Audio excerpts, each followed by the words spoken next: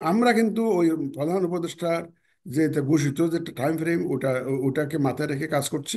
তবে এই যে রিফর্মস কমিশন টমিশন এগুলার কারণে এগুলা যদি এগুলার থেকে সিদ্ধান্ত যদি ঠিক মতো আমরা সময় মতো না পাই, তাইলে আমাদের জন্য কিন্তু it will be difficult for us যে আমাদের টু কমপ্লিট আওয়ার জব।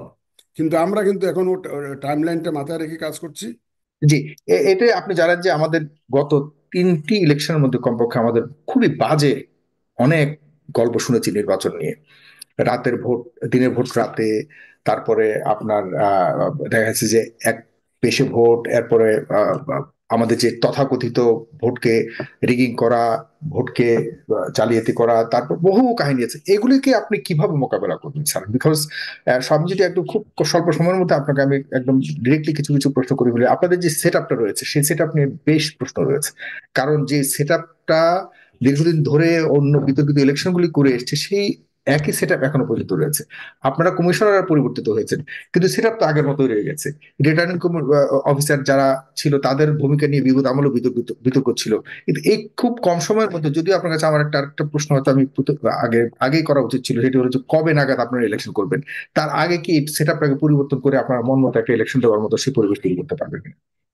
দেখেন, this is a very relevant question. কিন্তু দেখেন, সব মানুষ কিন্তু খারাপ না, সব অফিসাররা কিন্তু খারাপ না।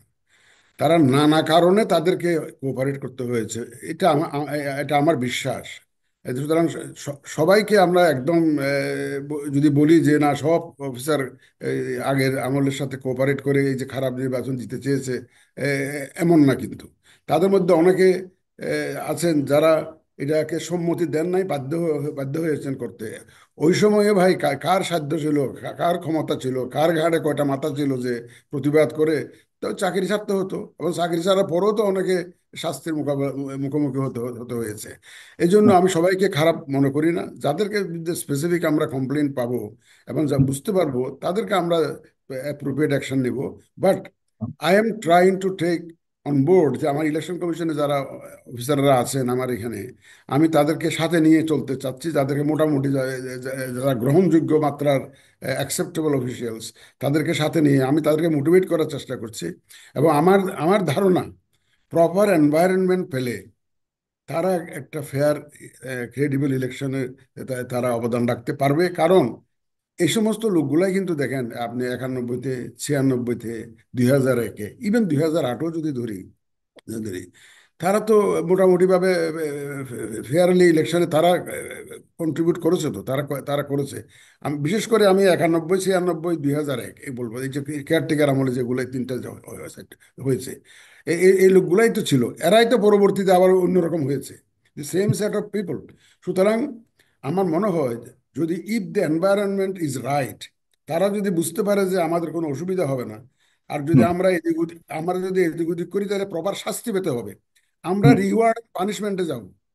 যদি দেখে যে কেউ কোনো এই ধরনের কাজে, আনএক্সেপ্টেবল কোনো কাজে যাচ্ছে, কারোকে ফেভার করতে যাচ্ছে, কারোকে ঠেকানোর জন্য চেষ্টা করছে, এদের জন্য আমরা পানিশমেন্টের ব্যবস্থা করবো। তারা যদি বুঝে যে না এই যে এটা করলে পানিশমেন্ট হবে, তখন তো হয়েছে আপনি ফেভার করলে রিওয়ার্ড।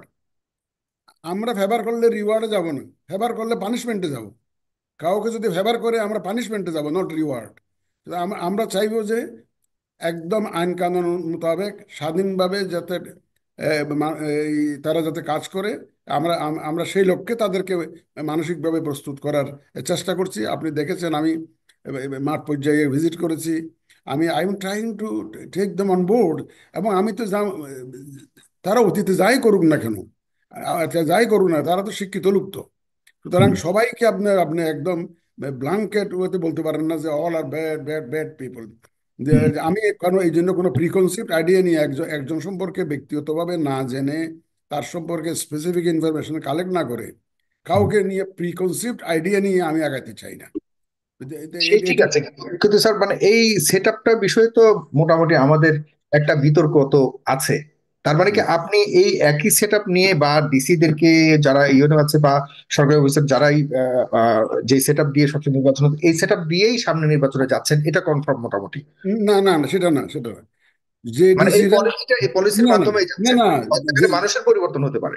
না না, যে ডিসিরা বা যে এসপিরা এই ধরনের ম্যানিপুলেটেড ইলেকশন সে জড়িত, তাদেরকে তো ইউজ করার প্রশ্নই আসে না, তাদেরকে তো আচ্ছা, সেখানে কি একটা স্ক্রুটিনি করবেন তাহলে? ডেফিনেটলি ডেফিনেটলি পরিবর্তন আসবে। New set of people, new set of who will be able to, who will work as per our expectations, hmm. তাদেরকে তো আমরা এনগেজ করবো। সুতরাং ফিল্ড অ্যাডমিনিস্ট্রেশনে যারা actually conduct, who will be responsible for conducting the election, definitely there will be changes. তাদেরকে আমরা অতীতে যারা ইনভলভ ছিল তাদেরকে তো এখানে রাখার কোনো প্রশ্নই আসে না, আমরা তাদেরকে রাখবো না। সুতরাং অন্যদেরকে দায়িত্ব দিয়ে আমরা কাজটা করব, আর যাদের বিরুদ্ধে স্পেসিফিক এলিগেশন থাকবে সেটা তো ডিল করবে অ্যাকর্ডিংলি। বাট আপনি you rest assured, the deputy commissioners, the police officials who are involved in all this, আমি বলবো যে এটাকে They will be unfair, accountable. Sure, for sure. so they will not be engaged involved in the next, in conducting the next election. আচ্ছা, কিন্তু যদি কারো সম্পৃক্ততা পাওয়া যায়, তাদের বিরুদ্ধে ব্যবস্থা নেওয়ার যে উদাহরণ আমরা এ পর্যন্ত দেখিনি।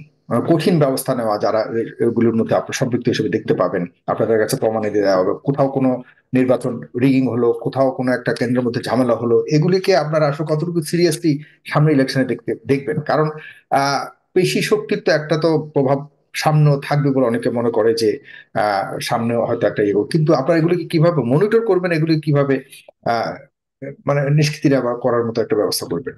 দেখেন, শিডিউল ঘোষণার পর থেকে এইগুলোর বিরুদ্ধে অ্যাকশন নেওয়ার দায় দায়িত্ব আমাদের কাছে আসবে। এখন তো বেসিক্যালি তারা তো দে আর আন্ডার ডিফারেন্ট অ্যাডমিনিস্ট্রেশনস, ডিসিদেরকে দেখাশোনা করে একটা মন্ত্রণালয় আছে, পুলিশের জন্য একটা আলাদা মন্ত্রণালয় আছে। এখন তাদের কোনো দায় দায়িত্ব থাকলে এটা অ্যাকশন হবে তাদের পক্ষ থেকে।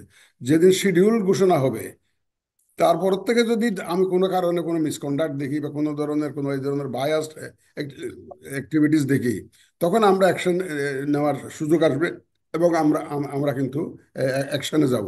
এবং আমরা উইল মেক শিওর যে আমাদের তত্ত্বাবধানে যখন আসবে তখন যদি কেউ এই ধরনের কোনো কর্মকাণ্ড করে পার পাবে না, দ্যাট ক্যান অ্যাসিওর। তার মানে এটা আপনারা ইস্যু করবার জন্য সেই সক্ষমতা নিয়ে সবসময় যে প্রশ্ন এসছে যে আসলে নির্বাচন কমিশনের মেরুদণ্ড কখনোই সোজা ছিল না, সেই মেরুদণ্ড আপনাদের কতটুকু সোজা আছে বা কতটুকু স্ট্রং আছে এবার?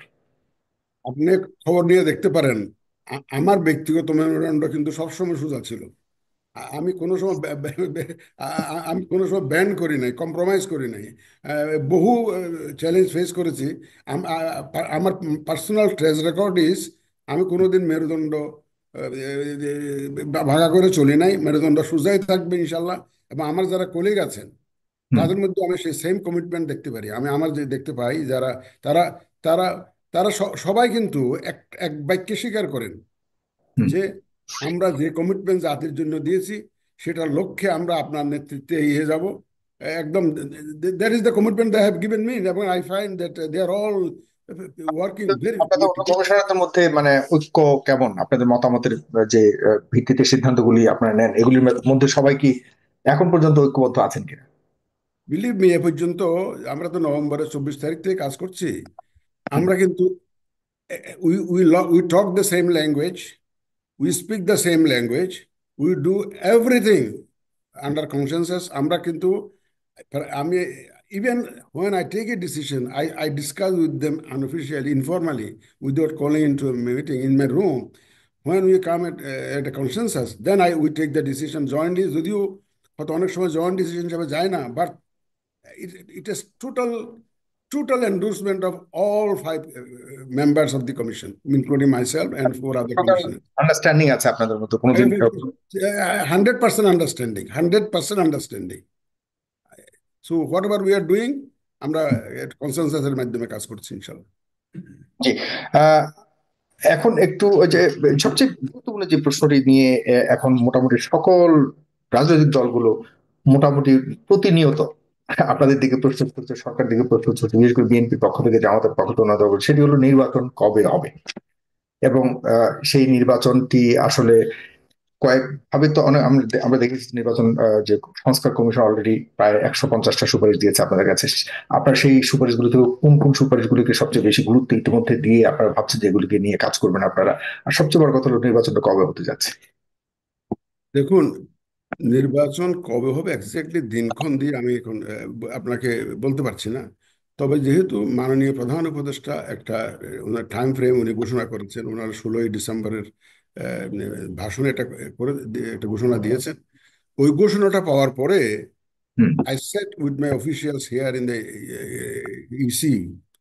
So I told them, this is the announcement, the declaration from the Honorable Chief Advisor.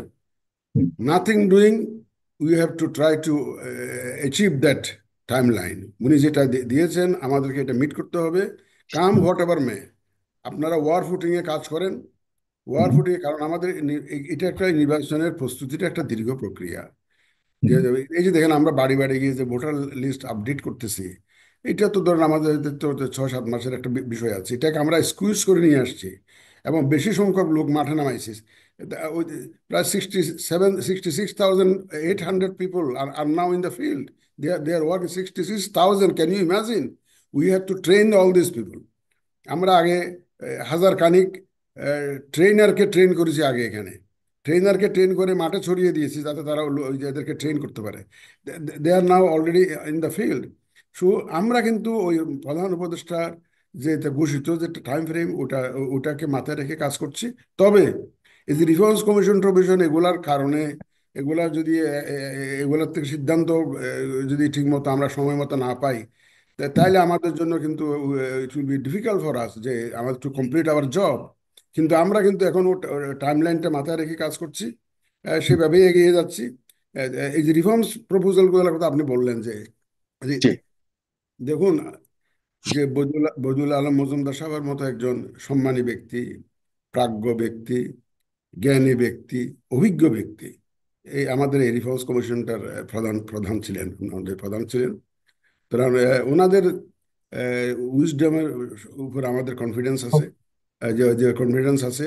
এবং অন্যান্য যারা মেম্বার ছিলেন তারাও অভিজ্ঞতা সম্পন্ন ব্যক্তি। সুতরাং এবং তারা যে সুপারিশ টুপারিশ দিয়েছেন, তারা বিভিন্ন স্টেক হোল্ডারের সাথে আলাপ করেছেন, অনেক লিটারেচার স্টাডি করেছেন, বিভিন্ন দেশের এক্সপিরিয়েন্স ওনারা নিতে চেয়েছেন। It is a very tough job. এই ধরনের একটা রিপোর্ট প্রডিউস করা, it's very challenging, it's not so easy. যে একটা আমরা তো প্রডিউস ডকুমেন্টটা দেখি, কিন্তু আসলে যে এটার পিছনে যে যে শ্রম যে এবং দিতে হয়, এটা ওনারা দিয়েছেন। এবং এই যে একটা শ্রমসাধ্য কষ্টসাধ্য কাজ ওনারা করেছেন। তো ওনার পুরা রিপোর্টটা আমরা দেখি নাই, আমরা ওয়েবসাইটে যেটুকু দেখেছি এটা হচ্ছে যে একটা ব্রিফ, এটা সামারির মতো একটা দেখেছি আমরা। তো আমার কমেন্টগুলো ওই সামারির ভিত্তিতে করতে হবে আমাকে।